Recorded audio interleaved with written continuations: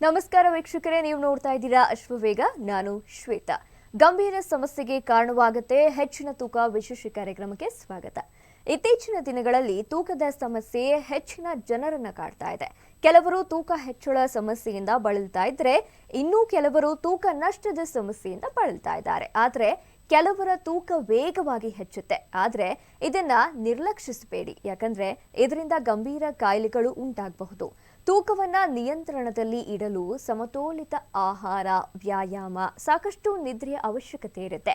ಹಾಗಾಗಿ ನೀವು ತೂಕ ಹೆಚ್ಚಾಗಲು ಅತಿಯಾಗಿ ಆಹಾರ ಸೇವಿಸಿದ್ರೆ ಇದರಿಂದ ರಕ್ತದಲ್ಲಿ ಸಕ್ಕರೆ ಪ್ರಮಾಣ ಹೆಚ್ಚಾಗಿ ಮಧುಮೇಹ ಸಮಸ್ಯೆ ಕಾಡಬಹುದು.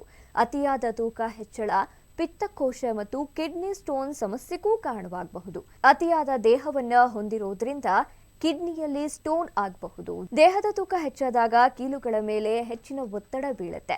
ಇದರಿಂದ ಮೊಣಕಾಲು, ಸೊಂಟ, ಬೆನ್ನಿನ ಮೇಲೆ ಪರಿಣಾಮ ಬಿದ್ದು ಕೀಲು ನೋವಿನ ಸಮಸ್ಯೆ ಉಂಟಾಗುತ್ತೆ. ನಿದ್ರೆಯಲ್ಲಿ ಉಸಿರು ಕೊಟ್ಟಿದಂತಾಗುತ್ತೆ. ಸರಿಯಾಗಿ ಉಸಿರಾಡಲು ಸಾಧ್ಯವಾಗುವುದಿಲ್ಲ. ಇದರಿಂದ ಹೃದಯದ ಕಾಯಿಲೆ ಮತ್ತು ಪಾರ್ಶ್ವವಾಯು ಅಪಾಯ ಹೆಚ್ಚಾಗಬಹುದು. ತೂಕ ಹೆಚ್ಚಳದಿಂದ ಲಿವರ್ ಸಮಸ್ಯೆ ಹೆಚ್ಚಾಗುತ್ತೆ. ಇದರಿಂದ ಕ್ಯಾನ್ಸರ್ನಂತಹ ಗಂಭೀರ ಕಾಯಿಲೆಯ ಅಪಾಯವಿರುತ್ತೆ ಮತ್ತು ಫಲವತ್ತತೆಯ ಮೇಲೂ ಕೂಡ ಪರಿಣಾಮ ಬೀರುತ್ತೆ. ಇದಾಗಿತ್ತು ಈ ಹೊತ್ತಿನ ಅಪ್ಡೇಟ್ಸ್. ಮತ್ತಷ್ಟು ಅಪ್ಡೇಟ್ಸ್ಗಾಗಿ ನೋಡ್ತಾ ಇರಿ ಅಶ್ವವೇಗ ನ್ಯೂಸ್.